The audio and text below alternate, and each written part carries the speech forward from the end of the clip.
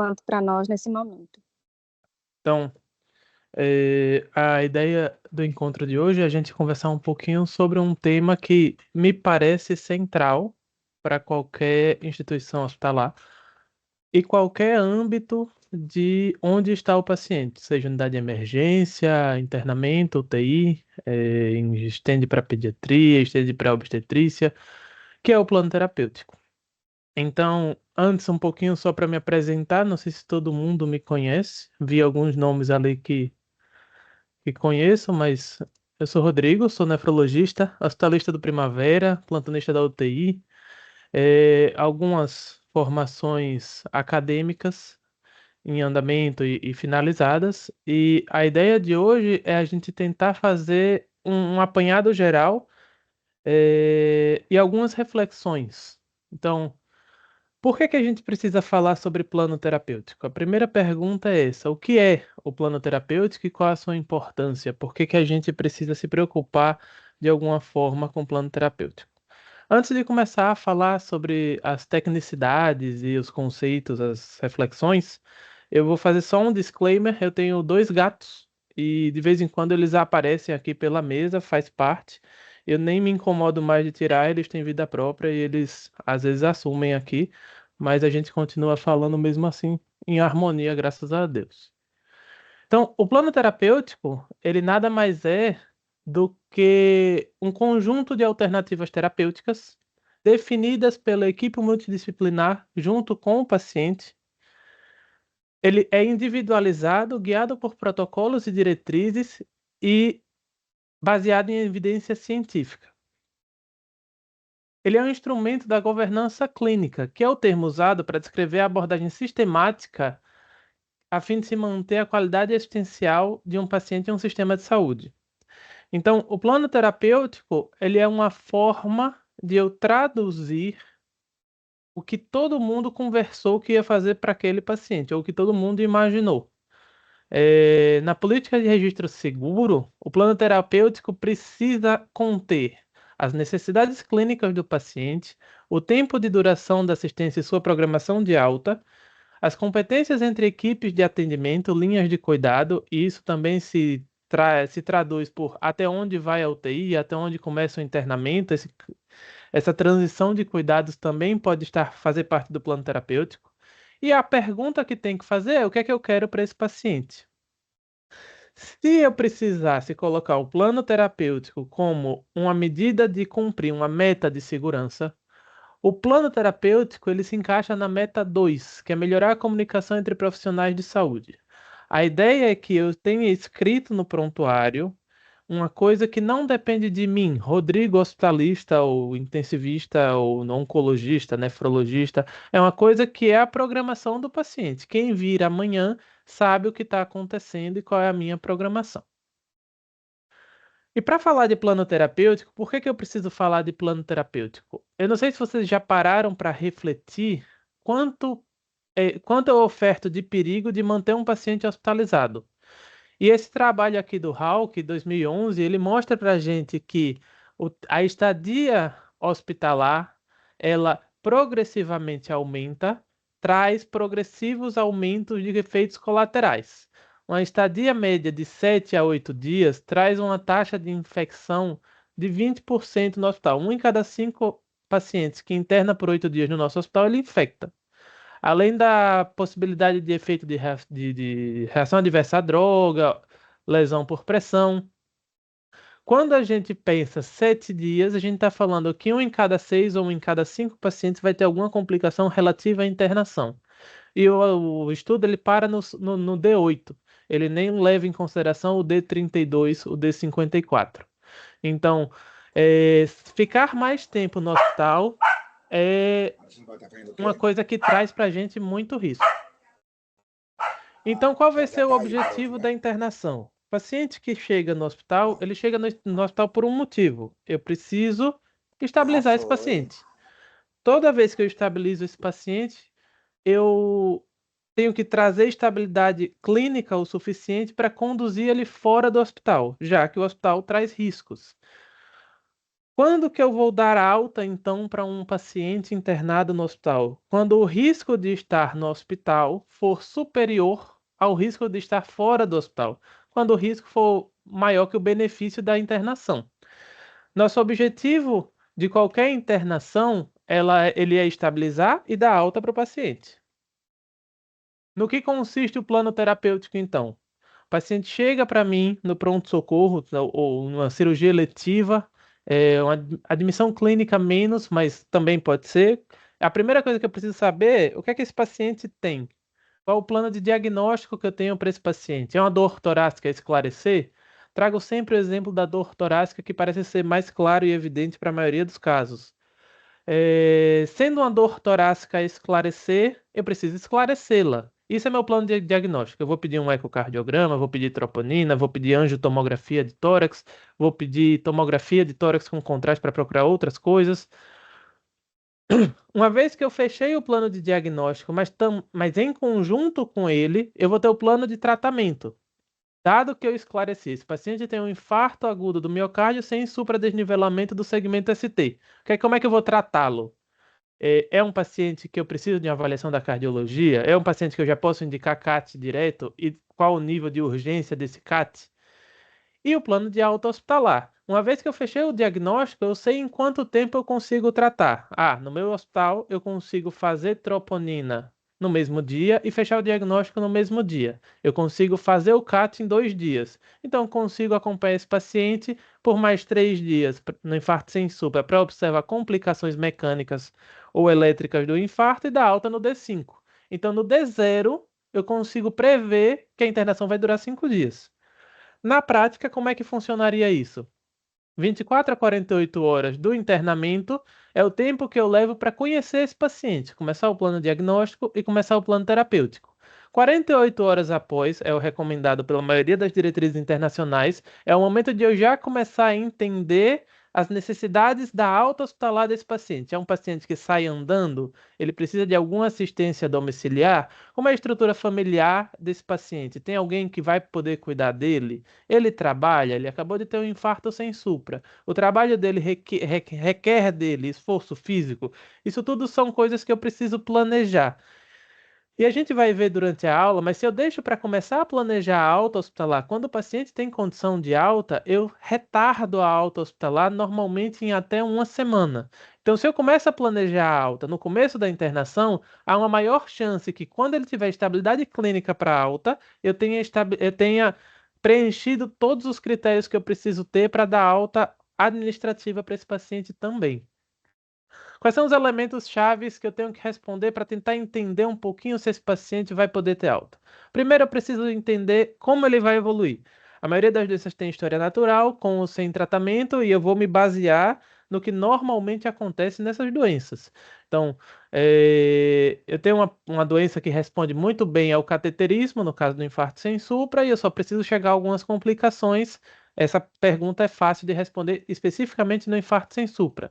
Quais são os recursos necessários? Eu preciso de alguma continuidade do cuidado? Eu preciso de um retorno precoce para o cardiologista? No infarto sem supra, sim, mas talvez não tão precoce como na insuficiência cardíaca descompensada. Suporte familiar eu tenho? Eu preciso de algum cuidador? Há alguma necessidade nesse sentido? E para onde esse paciente vai depois da alta? Ele volta para o mundo? Ele vai conseguir entrar numa linha de cuidado, num ambulatório de cardio aqui do hospital?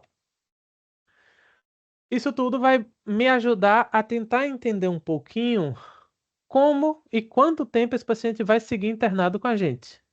O problema é porque a prática clínica, ela é uma coisa complexa e dinâmica. E não confundam complexo com complicado.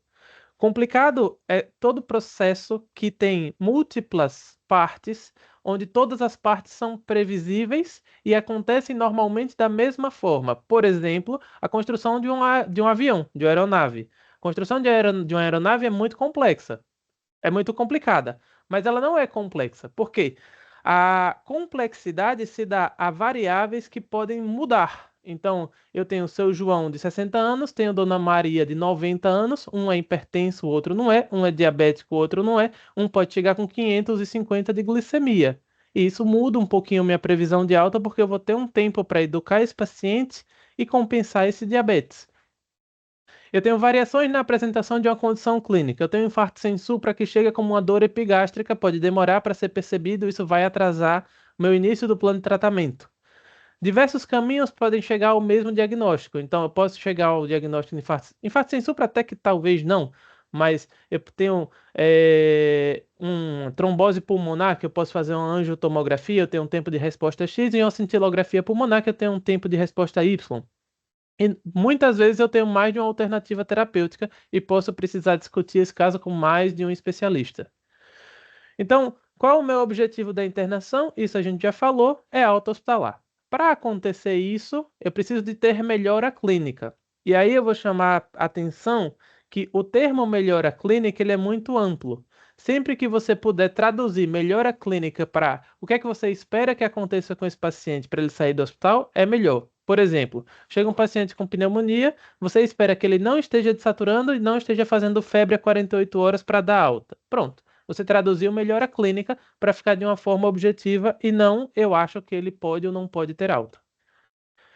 Isso se dá através de uma estabilidade clínica alcançada, que é alcançada através de um tratamento farmacológico, não farmacológico, intervencionista, reabilitação, que você chegou através de um diagnóstico e você fez através de avaliação clínica e exames complementares. Mas tudo isso circunda o plano terapêutico. Então, o plano terapêutico me ajuda a ter diretrizes e objetivar o, a linha de internação desse paciente. Lembrando que o plano terapêutico ele é multidisciplinar, guiado por metas, e temos que envolver o paciente e a família no plano terapêutico. Quando a gente começa a entender que eu posso fazer gestão da prática clínica, eu posso, através de ativamente modificar o cuidado com a implementação de diretrizes, protocolos, plano terapêutico e auditoria clínica dos prontuários e dos protocolos, eu posso diminuir a variabilidade dos resultados. Então, aqui é um exemplo real de uma equipe de medicina hospitalar, onde eu tinha uma doença específica que eu estava avaliando, que era pneumonia. Um determinado médico só dava alta hospitalar após finalizar o antimicrobiano endovenoso. Outros dois médicos faziam alta hospitalar em menos tempo, né? Quando você fazia conversão para antibiótico oral e dava alta hospitalar. Quando você institui, por exemplo, um protocolo de pneumonia, você diminui a variação, a variabilidade clínica e alcança uma melhor regularidade dos resultados. E isso também é instrumento da governança clínica. Tudo isso que eu falei, educação da equipe operacional, auditoria clínica, efetividade clínica, pesquisa, avaliação, todos pilares da governança clínica. E esse trabalho ele se propõe em 2012 a avaliar justamente isso. Ele pega duas equipes de clínica médica que conduziam pacientes internados em um determinado hospital e objetiva os critérios para alta: mobilização precoce, critério para trocar antibiótico para via oral e critério para alta hospitalar. E a alta ela começa a ser perguntada por uma equipe de enfermagem navegadora se ela pode acontecer ou não. Veja, o paciente já está sem oxigênio, está sem fazer febre a 48 horas, a gente consegue modificar o antibiótico para oral, ele tem via oral, ele tem equipe de suporte familiar bacana, ele não tem nenhum sinal de gravidade e PCR e leuco em queda. Por que que ele não vai para casa? E quando eles comparam essas duas equipes, o tempo médio de permanência cai de 6 para 3,9 dias. Eu ganho 2,1 dias de tempo médio de permanência de diminuição, sem um grande risco de reinternação. E como eu tinha falado lá atrás, se eu deixo para pensar esse paciente que normalmente é complexo, se eu deixo para pensar na alta dele quando eu resolver tudo, o tempo que eu levo para fazer as burocracias de alta, entender para onde esse paciente vai de cuidados pós-agudo, organizar suporte familiar, tudo isso vai acontecer depois de um determinado tempo que eu poderia ter ganho de tempo de internação caso eu tivesse começado o plano de alta mais atrás. Já tinha agendado consulta ambulatorial, já tinha reavaliado alguma coisa, já tinha solicitado atenção domiciliar e liberado, e ele teria alta mais ou menos no mesmo tempo que ele fica bem clinicamente. As principais razões para atraso na alta são relacionadas ao paciente. Então, não tem uma pessoa para cuidar do paciente no momento da alta, o paciente não sabia que horário ele ia de alta e aí não conseguiu agendar e pede para ficar até amanhã, o paciente não tinha transporte organizado para ir para casa. O paciente e a família não estão prontos. E isso a gente pode começar a construir já no começo da internação. Quando uma vez que eu comecei a ver que o plano terapêutico, o plano de tratamento está indo muito bem, eu já começo a conversar com o paciente sobre isso. Quando for para casa, como é que vai ser? Quando eu reduzo o tempo de permanência, o que é que eu ganho? Desfechos clínicos melhores. Se o paciente não está no hospital, ele não está exposto aos riscos de estar no hospital e ele não tem oportunidade de piorar. Ele não faz um código sepsis, um código amarelo por piora infecciosa. Segundo benefício, eu vou expandir o acesso para mais pacientes e vou reduzir uma coisa chamada bloqueio de acesso, que é o paciente que chega no pronto-socorro ou está na UTI, precisa fazer a migração de tipo de internação, seja ter alta da UTI ou seja subir do pronto-socorro e não tem vaga. E aí ele passa algum tempo utilizando um recurso que não precisa ou precisando de um recurso que não há disponibilidade. E eu reduzo custos e promovo sustentabilidade. Lembrar também que uma das coisas que a gente precisa, e é um dos pilares da nossa rede, é que a gente precisa ser sustentável. Eu não consigo manter um alto custo por muito tempo com convênios pagando essa conta no fim no fim da ponta do lápis, né? Não sei se vocês já fizeram esse pensamento, se faltam leitos no Brasil. A recomendação da OMS é que a gente tenha 3 a 5 leitos de hospital por cada 1.000 habitantes. Em 2020, no Brasil, a gente tinha 2,3. Faltam leitos no Brasil. E a série histórica de 2010 a 2022 mostra que a gente tem tido estabilidade no número de leitos. A gente aumenta a população, mas não aumenta tanto assim o número de leitos hospitalares. Então, se a gente não consegue aumentar a oferta de leitos hospitalares e a demanda vem cada vez maior, a gente precisa pensar em como a gente pode aumentar a eficiência. E a eficiência de leitos de internação hospitalar, a gente aumenta otimizando o tempo de médio de permanência. Em média, para um hospital de 200 leitos, se eu reduzir em um dia o tempo médio de permanência, é como se eu ganhasse virtualmente 33 leitos. E eu não precisei construir nada para isso. Agora vocês avaliem se a gente estiver falando de um hospital de 800 leitos, como é o Hospital de Urgência de Sergipe, e reduzisse o tempo médio de permanência em um dia. É como se eu estivesse aumentando quase 20% da capacidade operacional do uso. Então, entrando especificamente em plano diagnóstico, o que eu preciso entender é que a talvez seja a parte menos evidenciada, mas é uma parte que a gente precisa discutir. O plano diagnóstico, ele pressupõe que eu vou ter que fazer um diagnóstico. E eu não sei se vocês já pararam para pensar, mas a gente fala pouco sobre erro de diagnóstico. Esse trabalho aqui do Instituto de Medicina traz para a gente justamente essa discussão. O erro de tratamento ou de medicação, de administração, ele é muito discutido. A gente tem uma cadeia muito grande para evitar que ele aconteça. Embora aconteça. Quando a gente faz uma revisão da PubMed, a gente tem 70 menções a erros de medicação. Mas se eu pego o erro diagnóstico como pesquisador, ele vai ter 2 menções a erro de diagnóstico. E 17% dos erros preveníveis são relacionados a erros diagnósticos. Então, em que momento eu não presto atenção no diagnóstico que eu faço lá embaixo, no pronto-socorro, quando ele sobe, eu mantenho esse diagnóstico? Como que eu poderia evitar isso? Isso é uma pergunta para a gente refletir, a gente pode até discutir sobre. Nos hospitais, o risco de morte por erro, em escala global, é de 1 óbito a cada 300 internações. Se a gente compara com várias atividades que a gente faz, a gente sugere que seriam perigosas, por exemplo, mergulho, viagens aéreas, portar armas de fogo, hospitalizar é muito mais arriscado. Dirigir é muito mais seguro do que você entrar no hospital internado. E aí eu vou dar um exemplo para a gente do que é que a gente pode fazer para discutir Sobre erro diagnóstico. Isso é para a gente só pensar. A J, 68 anos, negra, hipertensa diabética sem acompanhamento. Vem com dor precordial atípica, 2 horas de evolução.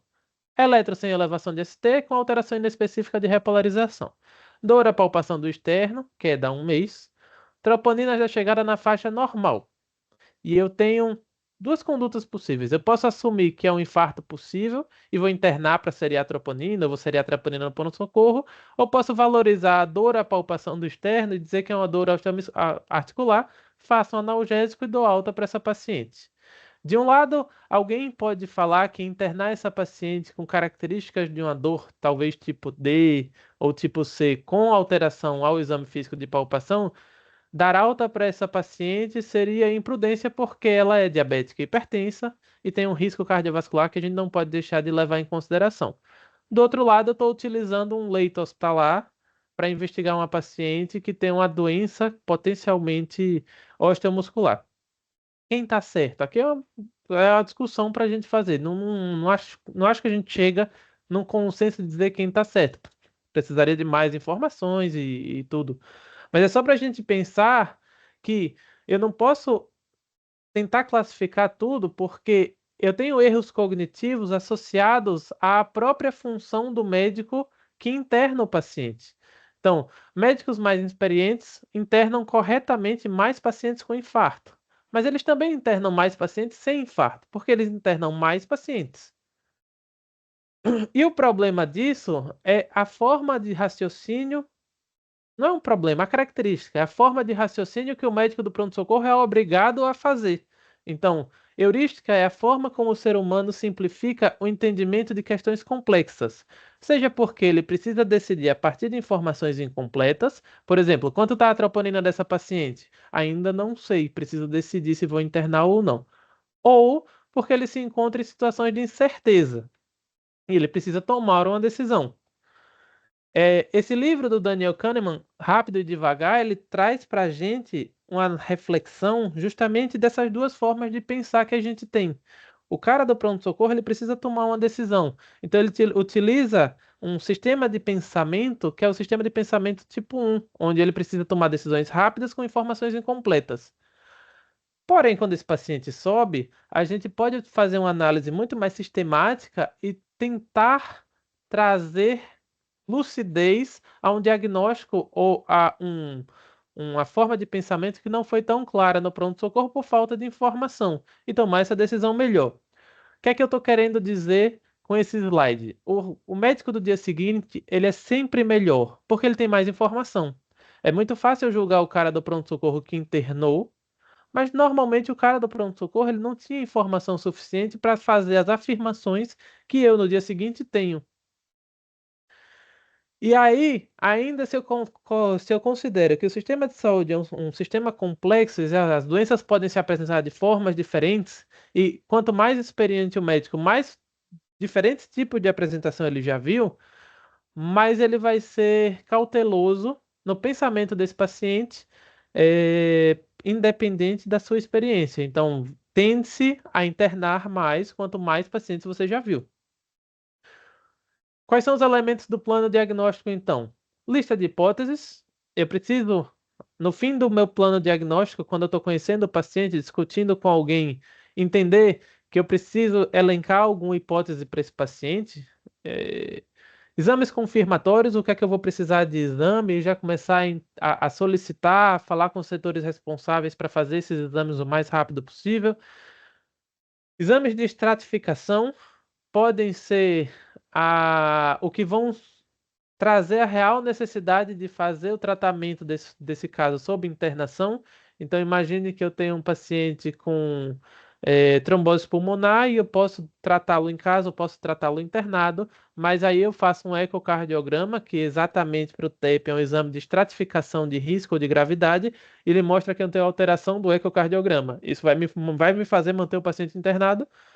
E avaliações de especialista, onde eu posso fazer questionamentos amplos ou direcionados. Entenda, quando eu chamo um especialista, tem dois tipos de avaliação que eu posso pedir.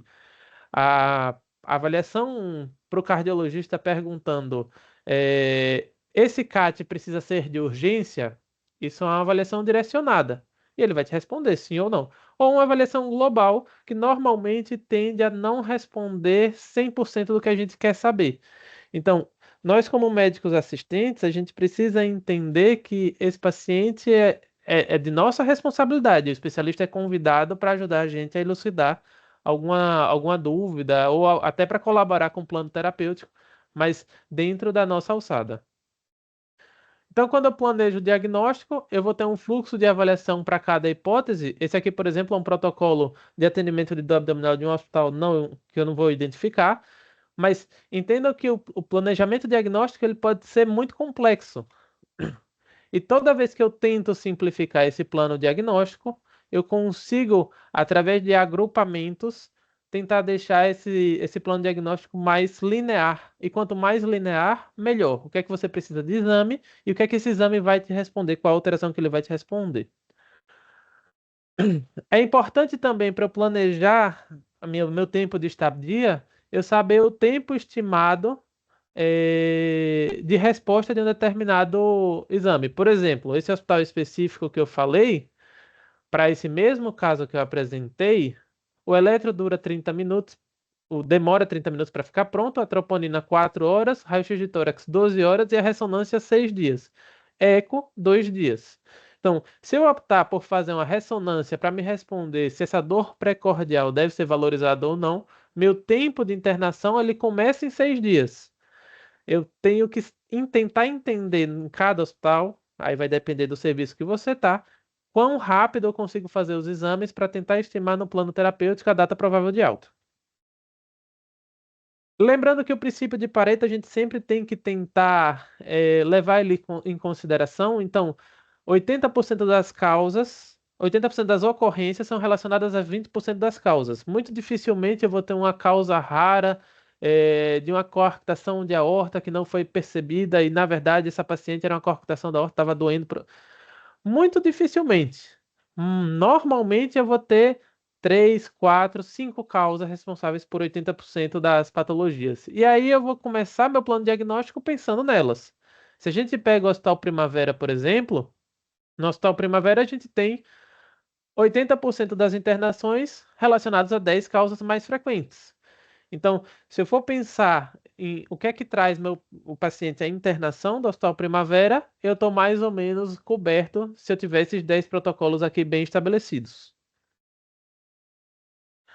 Então, fiz meu plano diagnóstico. O plano diagnóstico, quando eu for registrá-lo, precisa ter minha lista de hipóteses, o que é que eu quero de exame, se eu vou precisar de avaliação de especialista e o fluxo para cada hipótese. No caso dessa paciente em específico do infarto sem supra de ST interrogado, aguardo troponina, avaliar a necessidade de cateterismo conforme resultado de troponina. E aí você pode finalizar aí seu plano diagnóstico. Plano de tratamento. O plano de tratamento ele deriva do plano diagnóstico, porque eu só consigo tratar o que eu sei o que é. Uma vez que eu sei o que é, eu sei o que é que eu tenho que estabilizar. No caso dessa paciente, eu preciso definir se ela é ou não é um infarto sem supra e, se for o caso, abrir artéria. Objetivo específico, objetivo de tratamento, meu prazo e meu método de aferição para ver se essa estabilização foi alcançada ou não. No caso do infarto sem supra, meu objetivo específico pode ser abrir a artéria, meu tratamento pode ser fazer o cateterismo, meu prazo vai depender da SLA do cateterismo, da hemodinâmica no meu hospital, e meu método de aferição vai ser averiguar se troponina em queda, pode ser, mas resolução de dor me parece mais aplicável. E aí eu vou fazer meu plano de tratamento guiado por muitas coisas para alinhar o plano de tratamento. Então, o paciente chega, eu fiz o plano diagnóstico, coloquei pacientes em scores de predição para definir os pacientes de maior risco, tenho um protocolo guiando o meu cuidado e no meio do caminho, principalmente para pacientes complexos, eu discuto periodicamente, além da discussão admissional, com a equipe multidisciplinar em rounds. Na UTI, mais frequente, porque os pacientes são mais graves e mais dinâmicos. No internamento, pode ser menos frequente, mas eu preciso rediscutir o que é que eu estou fazendo de alteração e as percepções da equipe multidisciplinar. Se possível, ter uma enfermeira navegadora, um enfermeiro hospitalista guiando esse processo, ajuda e traz resultados para pacientes complexos. E aí, quando eu tenho definido meu plano diagnóstico e meu plano de tratamento, eu consigo começar a preparar o processo de alta hospitalar desse paciente. Então, meu plano de tratamento, eu tenho que fechar meu diagnóstico com problemas agudos. Isso é outra coisa importante, quando eu coloco lá diagnóstico, e isso tem que ser relacionado à internação. Qual é o problema agudo que esse paciente está aqui internado? Se seu diagnóstico lá no cabeçalho do prontuário tá hipertensão, diabetes, DRC não dialítica e dor torácica a esclarecer, na verdade, seu único diagnóstico é dor torácica a esclarecer. O resto são comorbidades. Metas de estabilização, tratamentos para atingir os objetivos específicos da meta e prazos para efeitos dos tratamentos. Isso, para mim, fecha o plano de tratamento. O que é que eu quero e o que é que eu estou esperando de objetivo para esse paciente. E aí eu chego na parte talvez mais complexa, que é o plano de alta. O plano de alta, ele é uma abordagem multidisciplinar para garantir a continuidade do cuidado, visando garantir a alta no tempo apropriado e acesso a serviços pós-alta. Então, o objetivo do plano de alta é que eu mantenha o cuidado com esse paciente quando ele for para casa, seja com assistência domiciliar, seja com assistência a nível ambulatorial. Mas eu tenho que entender que esse paciente, ele vai sair do nível hospitalar e vai para o nível ambulatorial, onde ele não vai ter um médico, vigiando e uma equipe multi vigiando com tanta frequência. E aí, para discutir o plano de alta, eu vou sair um pouco do caso do infarto sem supra e vou trazer o caso do mesmo infarto sem supra que complicou. Ele é a mesma paciente, só que ela foi para o cateterismo, do cateterismo ela foi para a UTI, pegou uma pneumonia na UTI, fez hipoxemia, foi entubada, da intubação foi para traqueóstomo, teve uma parada cardíaca na UTI, não acordou por mais de 15 dias, ganhou uma gastrostomia e vai ter alta agora com um nível de consciência completamente diferente do que ela tinha na admissão, com múltiplas dependências. Ela não consegue voltar para casa com o mesmo nível de atenção que ela tinha. E eu tenho que planejar, no momento que ela chega de alta da UTI da internação, ou de preferência ainda na UTI, como que vai ser a alta dela? Quem que vai cuidar dessa paciente em casa? Porque aí eu consigo, cuidando dessa paciente em casa, diminuir o tempo de permanência dela se eu começo a planejar a alta no começo da internação e também consigo diminuir a readmissão dessa paciente não planejada. Se eu tenho alguém olhando, eu tenho alguém cuidando dela em casa e evitando complicações. A Cochrane traz para a gente esse artigo aqui do Gonçalves, que é uma forma de revisar o que eu preciso fazer para a alta hospitalar acontecer.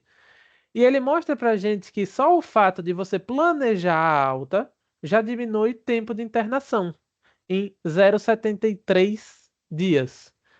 E eu não fiz nenhuma medida financeira e eu não fiz nenhuma medida de RH. A única coisa que eu fiz foi, eu vou precisar da alta para essa paciente.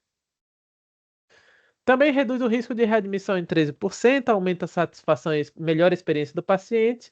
Não sei exatamente o que acontece com mortalidade e custos, mas a gente imagina que também reduz a mortalidade e você ter uma alta segura. Esse handbook traz para a gente informações práticas do que a gente precisar. Eu trouxe apenas recortes dele. Quais são as principais causas ou as principais oportunidades que eu tenho num plano de alta? Eu elencaria essas três para a gente começar. Tem muita coisa que a gente pode fazer para implementar o plano terapêutico, especificamente o plano de alta. Mas a primeira coisa que eu tenho que fazer é, primeiro, entender quando que esse paciente vai para casa e, na admissão, seja na admissão do pronto-socorro para o internamento ou da UTI para o internamento, tentar prever quando que esse paciente vai conseguir ir para casa. Segundo, ao chegar no andar, você tentar identificar o que é que ele vai precisar de cuidados em casa. E terceiro, planejar a transferência de como que esse paciente vai sair do hospital para casa. Só de fazer isso aqui, você já adianta muito o plano de alta e já consegue entender que esse paciente pode, no começo da internação, precisar lá na frente de atenção domiciliar. Quais são os benefícios de eu prever a alta?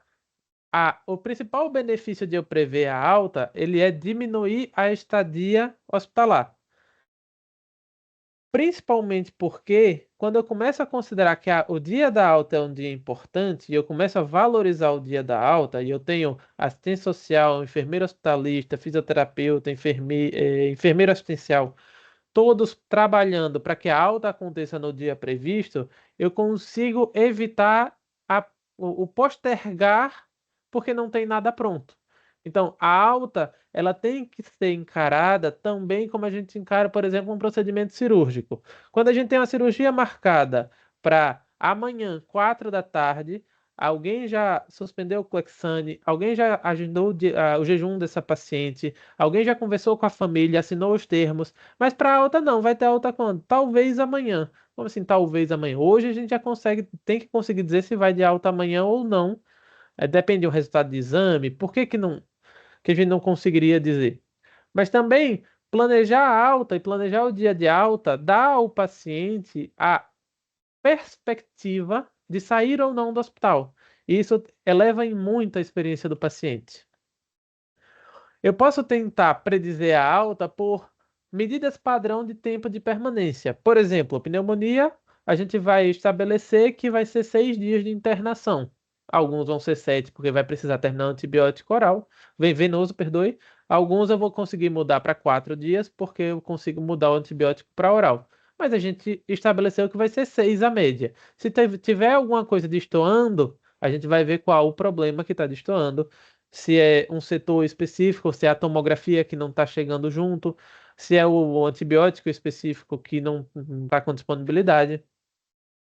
Então, só retomando, quando que eu vou planejar a alta? De preferência, 48 horas após você ter conhecido o paciente. Tem paciente que você consegue começar a planejar a alta na admissão, inclusive. Paciente que estava na UTI, chegou para você e você começa a planejar a alta no momento que você o conhece. Se ele conseguir planejar a alta já na UTI, melhor ainda. Para quem eu vou planejar a alta? Todo mundo? Internou uma cistite numa mulher jovem, eu preciso juntar todo mundo, conversar sobre o caso, fazer visita multidisciplinar para uma cistite numa mulher jovem? Não. É uma pequena parte dos pacientes que eu vou precisar dedicar tempo para planejar a alta. O que é que eu vou levar em consideração? Quanto mais complexo o paciente, maior a necessidade de planejamento de alta, seja a gravidade da doença dele, é um IC avançada que por vezes usou Dolbuta para se manter bem no hospital. Esse paciente tem que estar muito amarrado à alta dele. Número de diagnósticos simultâneos, número de intervenções necessárias durante a internação, tempo de internação necessário, necessidade de cuidados intensivos e quantidade de recursos mobilizados para o tratamento. Quanto mais checks você vai dando, mais esse paciente vai precisar de um planejamento intensivo de alta. Um exemplo é um adulto jovem, 30 anos, internado por pneumonia grave, fez insuficiência ventilatória entubado, previamente era rígido. Esse paciente, ele tem uma complexidade muito significativa associada à doença que ele está tendo. Um idoso de 68 anos internado por pneumonia, comórbido com hipertensão diabético bem controlado, ambos com medicação oral. Esse paciente ele é potencialmente mais complexo pelo número de comorbidades, mas a pneumonia dele é menos complexa. Se eu tivesse que elencar um dos dois, provavelmente esse adulto jovem ganharia um planejamento de alta e esse idoso de 68 anos, se ele se mantém com a funcionalidade preservada, não precisaria de planejamento de alta.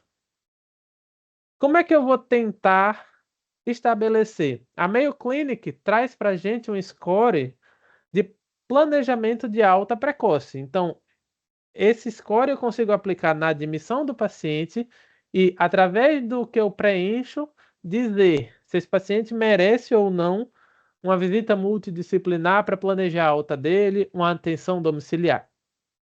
O score da Mayo Clinic, ele avalia principalmente capacidade de andar, e se o paciente não anda, muito dificilmente ele não tem direito de um planejamento de alta, porque ele não anda, como que se ele não sustenta tronco, ele não consegue ajudar na mobilização, ele precisa de cuidados em casa. A idade, quanto mais idoso, mais necessário planejar a alta desse paciente. Capacidade de retorno às atividades habituais. Se ele era um paciente que ele não consegue fazer atividades básicas da vida diária, é um paciente que eu preciso planejar o cuidado. E a convivência em casa dele, ele mora só? Se ele mora só, de certeza eu preciso que organizar a estrutura familiar. Se ele não mora só, ele mora numa casa de cuidador, de idosos, ou ele tem uma família que vai dar esse suporte familiar? E aí eu faço esse score. O que a Mayo Clinic sugere para a gente é que scores maiores do que 11 é melhor eu fazer planejamento de alta. Scores menores do que 11, muito raramente eu vou precisar fazer planejamento de alta. E serve como nossa triagem, por exemplo, é a sugestão. Então, no plano de alta, eu vou ter previsão precoce e data confiável de alta, identificação de necessidades e destinos pós-alta, educar pacientes familiares, conversar com eles e entender o que é, para onde eu estou mandando esse paciente, reconciliação medicamentosa e transição do cuidado para casa. Vai com a empresa de SAD, eu preciso falar com o médico do SAD por algum motivo, eu preciso de um relatório mais especializado, eu concordo com o que foi ofertado para esse paciente. Então, se a gente fosse consolidar plano diagnóstico, terapêutico e plano de alta, eu trouxe um exemplo lá do Primavera para consolidar. É um mesmo paciente, foi visto por dois médicos diferentes que fizeram dois planos terapêuticos diferentes para esse paciente, independentes, mas que dizem mais ou menos a mesma coisa. Esse paciente é um paciente que interna com infecção associada a catéter, presumida, porque tinha um catéter com vermelhidão no ósteo. Foi iniciado um determinado antibiótico, ele era um pós-operatório, um pós-cirúrgico, então o plano terapêutico foi com vigilância infecciosa, vigilância neurológica, discriminado aqui o que é que efetivamente esse hospitalista queria fazer para esse paciente. E quando a gente desce, o que é que eu quero para dependência de alta para esse paciente? Sem febre a 48 horas, finalizar antimicrobiano, controle adequado de edemas e balanço hídrico, plano de alta, por hora sem necessidade de assistência domiciliar, programação de alta, a data que eu programei a alta inicialmente e a conduta, que foi o que efetivamente eu fiz de diferente nesse dia.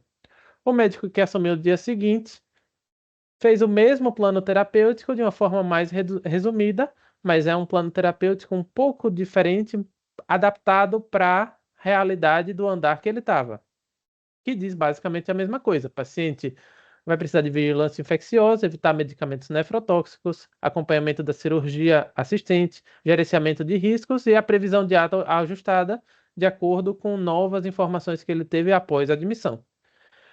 Não elegível para o SAD, round multidisciplinar feito.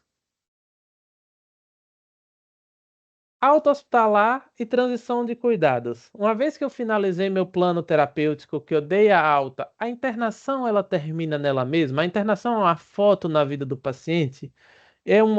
Ou seria uma oportunidade, um momento de eu entender que o hospital faz parte de um contínuo, de uma linha de cuidado.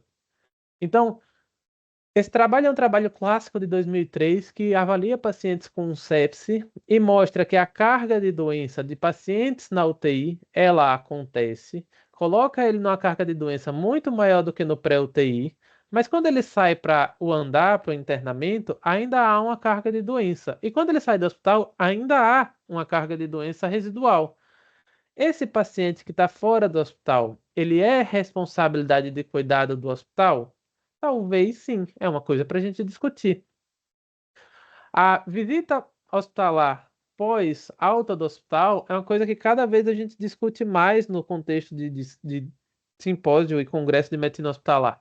Porque a gente entende que as sequelas da internação precisam ser monitorizadas. E eu devolver esse paciente para a rede quando ele tem sequelas da internação, pode ser que ele não tenha tantos detalhes com o médico assistente, seja o cardio, nefro, pneumo, quanto a gente aqui do hospital que sabia o que estava acontecendo. Então, ele sugere, inclusive, um checklist para a gente fazer na visita pós-hospitalar. Esse aqui é um checklist de sugestão, mas ele deixa bem claro no artigo que a gente pode adaptar conforme a nossa realidade. E aí eu tenho alguns trabalhos para trazer para vocês, mas eu tenho certeza que se a gente procurar em outras especialidades, a gente vai ter trabalhos similares. Eu trouxe da nefrologia porque é o que eu tenho mais contato. Então, o Fusion é um trial que mostra para a gente, depois de uma hospitalização de injúria renal aguda, o que acontece de diferente se eu mantiver esse paciente em acompanhamento com um clínico padrão, devolver ele para a rede ou mandar ele para follow-up com um nefrologista. E o que esse trabalho mostra é que se ele já foi embora orientado a retornar depois de uma injúria renal aguda para um nefrologista já marcado, ele vem mais ao nefro, ele vai procurar mais visita médica, ele vai ter uma melhor avaliação da sua doença, da sua capacidade renal funcional residual.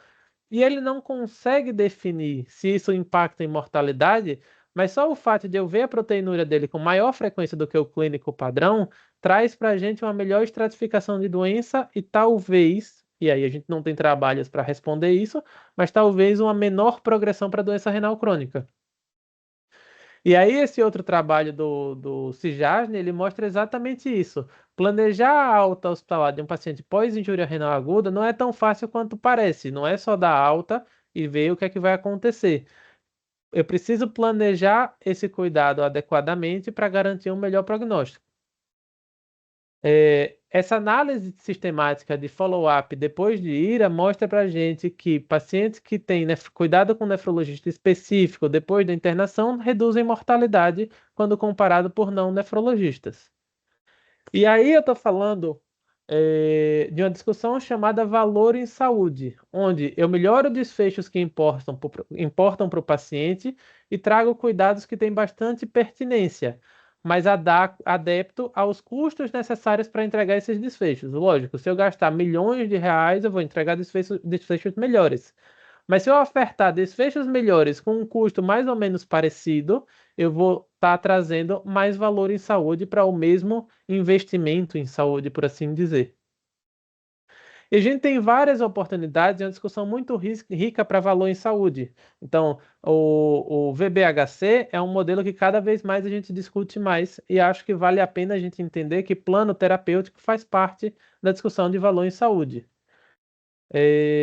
A Aishon é talvez a principal instituição que discute valor em saúde. Então, é um convite mesmo a vocês a gente tentar entender um pouquinho em como converter a discussão de valor em saúde a cuidados pós-hospitalares para os nossos pacientes. E é isso, vou deixar aberto para a gente conversar sobre.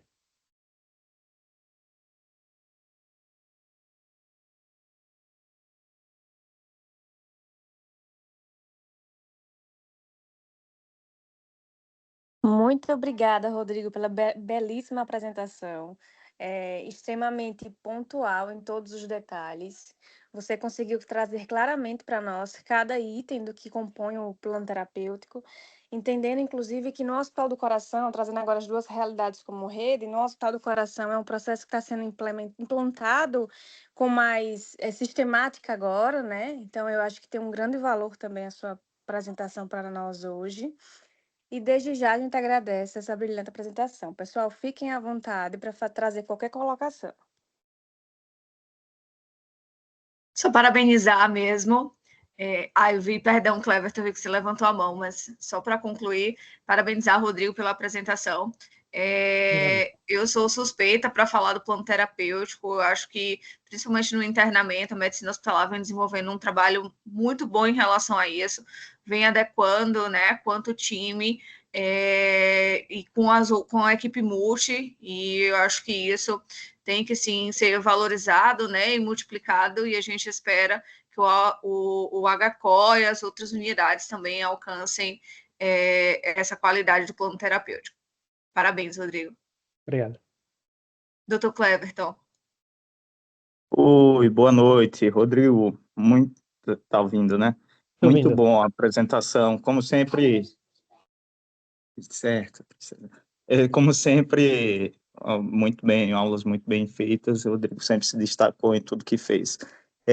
Queria perguntar, Rodrigo, um detalhe. Eu vi que sua apresentação foi bem voltada para a medicina hospitalar, né? Com todos os scores direcionados para para o ambiente de internamento fora da UTI, inclusive trazendo sempre como exemplo o paciente saindo da UTI.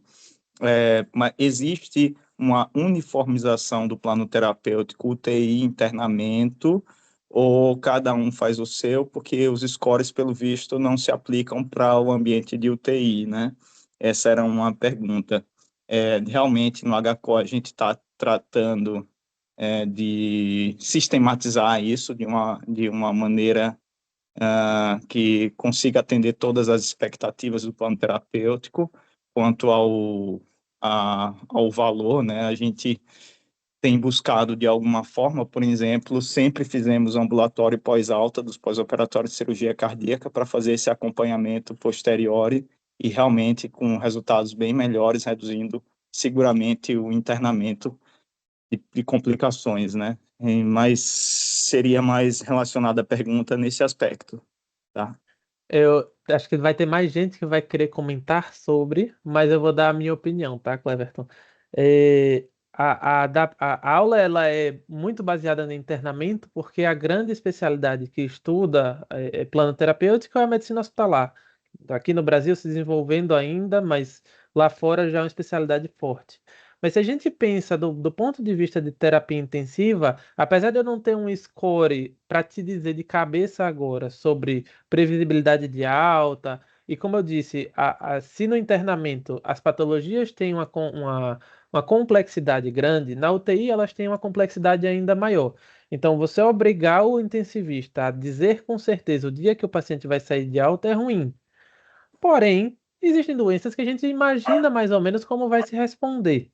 E eu consigo imaginar formas de uniformizar o plano terapêutico a ponto de criar um padrão para terapia intensiva. Vou dar um exemplo da sepse, por exemplo. O paciente interna na UTI por sepse e eu tenho determinadas metas de tratamento onde eu tenho que alcançá-las antes desse paciente sair da UTI. E aí, de cabeça, a gente poderia pensar fora da ventilação mecânica estável 48 horas, fora de droga vasoativa 48 a 72 horas, PCR em queda, lactato normalizado.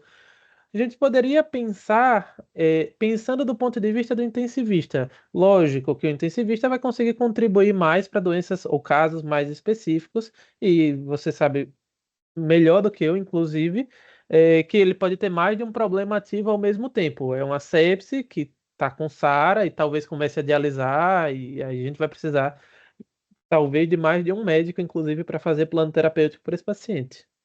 Não sei se eu me fiz claro. Não, perfeito. Não, fez claríssimo, sim. Então, de uma maneira geral, acho que esse movimento de tentar uniformizar é algo que devia se criar de uma maneira geral na rede, né? De tentar uniformizar o plano terapêutico para todos os setores, de forma que todo mundo fale a mesma coisa. Sim, a terapia intensiva tem pensado muito nisso, né, mas no pós-alta na UTI, inclusive com aquela mesma ideia que você trouxe do nefrologista e o médico que tem que acompanhar o paciente no pós-operatório e fazer a transição, ou melhor, no pós-alta e fazer a transição de cuidado seria o médico do internamento, assim também a terapia intensiva tem pensado no pós-alta da UTI, mas quer dizer, todo mundo está falando a mesma língua, mas está faltando todo mundo, ou melhor, todo mundo está falando a mesma coisa, mas nem todo mundo está falando a mesma língua. Talvez valha a pena todo mundo falar a mesma língua, já que está todo mundo falando a mesma coisa. E aí esse movimento de tentar criar essa uniformização, acho que é válido se pensar e se começar a trabalhar enquanto rede. Boa noite, pessoal. Só para complementar o que Rodrigo e Cleverton falaram em relação ao plano terapêutico na UTI. Cleverton, a gente está realmente, o plano terapêutico, ele é muito fortalecido hoje na unidade de internação, isso é realmente um fato, muito pelo modelo medicina hospitalar, certo? Mas tanto nesses últimos meses a gente tem se aproximado bastante de tentar falar a mesma língua com a UTI, certo? Trazer alguns exemplos, não só com a implantação na UTI dos safety huddles, das visitas multi à beira-leito que ocorrem diariamente na UTI. Hoje existe já um modelo de transição de cuidado dentro do Hospital Primavera, que a gente colocou o nome de SBA, SBA UTI, SBA internamento, onde a gente consegue hoje transitar certo? O paciente de forma mais segura. E nesse modelo, a gente coloca, nesses bar, vamos dizer assim, a gente coloca o hospitalista assistente, coloca o intensivista assistente, a gente tem ligação para o hospitalista, o leito que vai sair é o leito X, que é o leito de Rodrigo. Então, o intensivista vai ligar para Rodrigo, vai passar o caso, vai fazer o SBA, vai colocar o NIOS. Hoje, a UTI é realmente um ambiente que não usa o NIOS como um score de deterioração, como um score de qualquer... não usa os NIOS de forma habitual, só que hoje na UTI é obrigatório, o paciente que sai da UTI vai ter que colocar o NIOS de saída do paciente.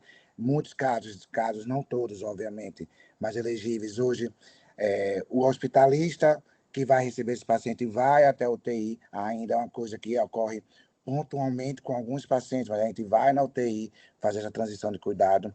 Então, são scores hoje que não são uniformizados. Eu uso o Charlson, a UTI usa dados do EpiMed, usa muito SAPS. Então, assim, mas a gente está trazendo, tanto eu quanto o Ricardo, a gente está tentando juntar esses dados, e na hora que a gente junta esses dados, o que a gente está percebendo?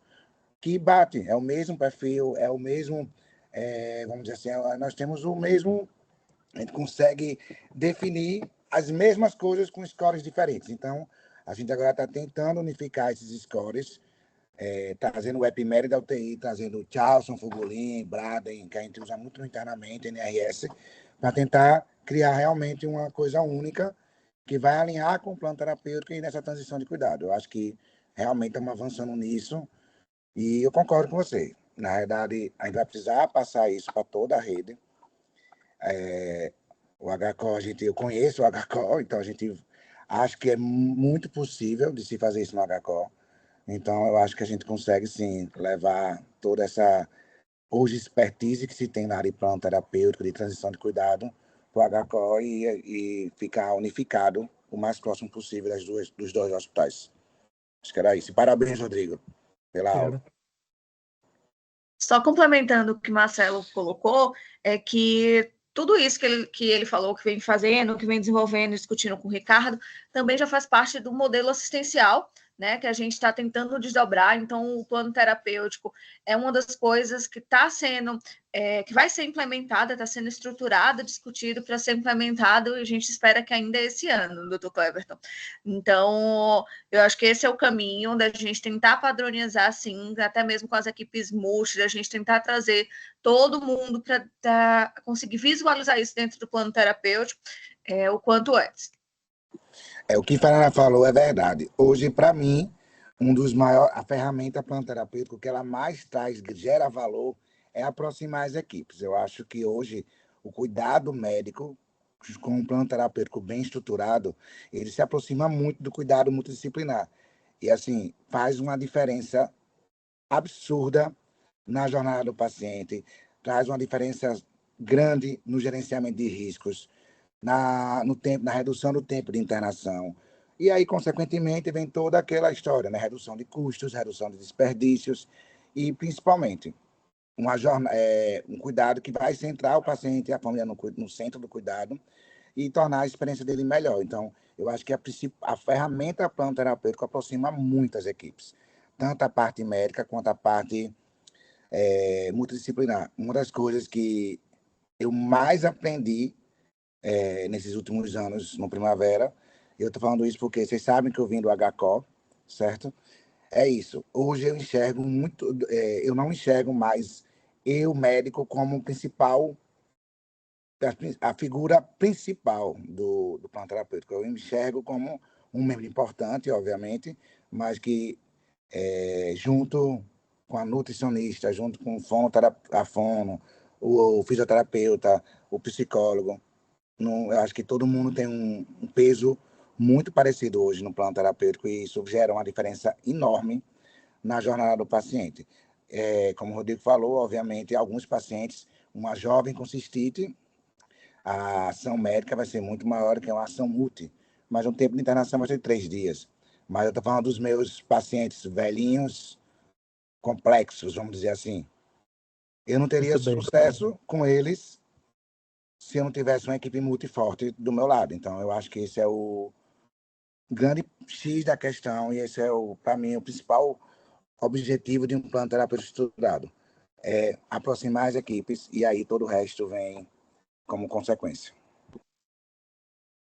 E definir um norte, né, Marcelo? Definir um norte é o caminho que precisa direcionar, porque se cada um remar para um lado diferente, não vai chegar em canto nenhum, né? É isso aí, é como você falou, direciona todo mundo fica na mesma página. Todo mundo está pensando no mesmo fim, sem estar cada um fazendo o seu, e aí, cada um fazendo o seu, a gente não faz quase nada. Só outro exemplo, Cleverton, que você pode pensar em plano terapêutico para UTI, e aí eu abre margem para você deixar o plano terapêutico ainda mais complexo e divertido de uma certa maneira.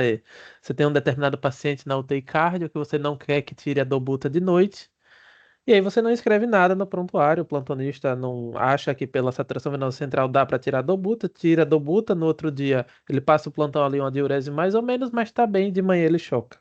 Porque ele não sabia que não era para tirar a dobuta. Entendo que o plano terapêutico ele tem essa função também, de dar ao plantonista da UTI subsídio para tomar condutas ou não tomar condutas. E você vai ficar puto. Se tiver escrito. Então, uma das coisas que eu tenho tentado montar lá no HCO é colocar a visita multi já no TASIP, que a gente ainda não tem lá no HCO. E aí, um dos questionamentos que eu fiz recentemente é se, ao preencher a visita multi, eu já não preencheria automaticamente um plano terapêutico junto com todos, evitando assim o retrabalho, que eu acho que é um problema que a gente tem que sempre pensar, né? Então, passo aí a pergunta aos experts. Eu não estou na UTI hoje, né, como todo mundo sabe, mas eu realmente, o que Ricardo faz hoje é muito próximo disso que você colocou, certo?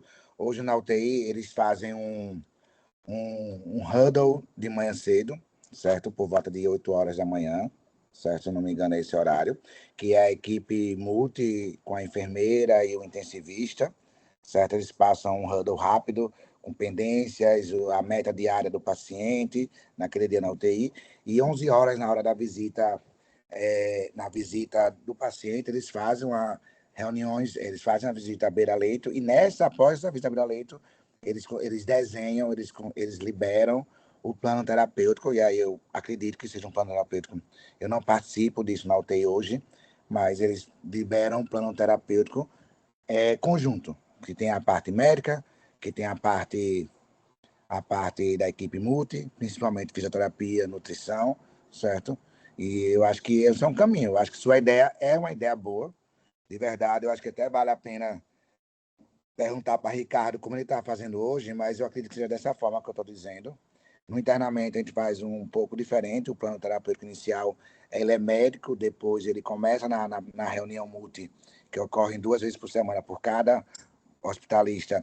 Essa reunião multi, o plano terapêutico multidisciplinar, ele se junto com todas as equipes, e tem os huddles noturnos, tem os safety huddles com as enfermeiras hospitalistas. Então, realmente, no internamento, eu tenho uma figura enfermeira hospitalista que consegue unir as pontas. Quando a gente não consegue, de alguma forma, alinhar o plano terapêutico nas primeiras 24, 48 horas, eu tenho a enfermeira hospitalista que me ajuda bastante nesse processo de alinhamento. Mas, realmente, eu acho que na UTI do HCO, eu acho que a sua ideia, na minha opinião, é passível de ser feita. Que eu acho que é como eu faria se eu estivesse dentro da UTI hoje. Que eu acho que é o que Ricardo hoje aplica na UTI. Mas depois a gente pode conversar melhor com ele.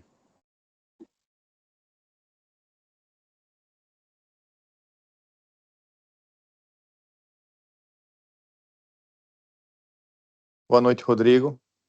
Primeiro, parabenizar você aí pela apresentação bem objetiva e didática. Obrigado. E assim, eu já tinha levantado a mão quando você falou aí, mas só ratificando o pensamento que o plano terapêutico nada mais é que o raciocínio que todos os médicos já fazem quando vai abordar um paciente e vai fazer o tratamento dele. Qual é a diferença de a gente falar de um plano terapêutico estruturado no prontuário? Além de você refletir sobre o seu próprio raciocínio sobre o seu paciente, você colocar no prontuário, primeiro, você organiza seu pensamento. Segundo, você deixa claro para a sua equipe multi qual é o seu pensamento, além de ajudar qualquer intercorrência que o paciente possa ter, o plantonista que vai ver seu paciente, ele entende qual é a sua linha de raciocínio, o que é que você pretende para o seu paciente, quais são as metas que você tem para o seu paciente. Então, isso aí otimiza tudo, como o Marcelo bem disse, otimiza toda a assistência que o paciente vai ter, facilitando o que todas as metas sejam alcançadas o mais rápido possível, ele tem uma alta não só rápida, como mais segura. Então, você deixar isso registrado facilita não só sua organização de pensamento, como a ação da equipe multi, e qualquer um que chegue no seu paciente para uma intercorrência, alguma coisa, entender exatamente qual o caminho que ele está sendo traçado para ele naquela internação. Então, é isso, é você botar no papel aquilo que está na mente do médico. Boa.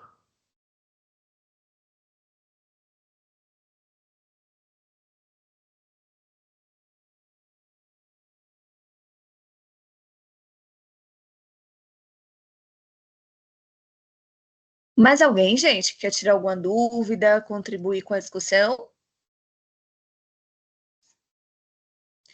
Então, só agradecer mesmo a todos os presentes, sinalizar que a importância, gente, a gente pede que vocês assinem a lista de presença, o link está aqui no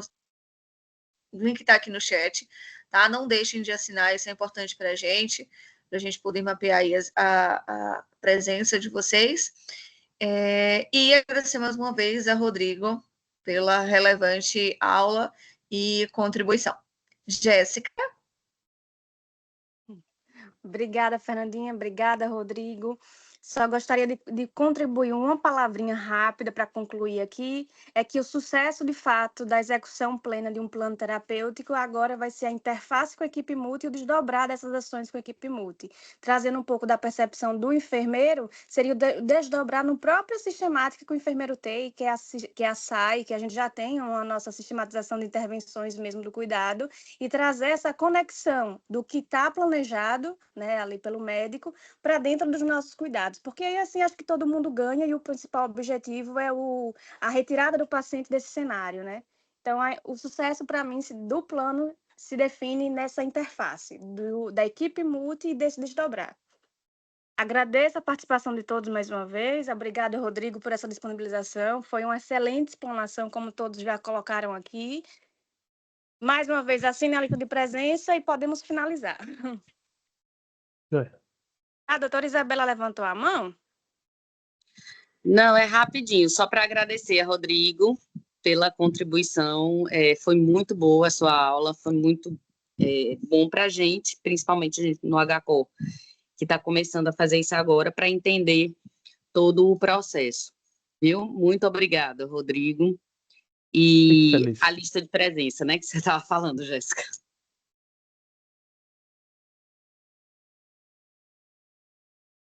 Bom, pessoal, encerramos aqui. Obrigada a participação de todos, tá? Essa aula ficará gravada e eu estarei disponibilizando junto com a Emília. Assim que ela me passar, eu passo para vocês também.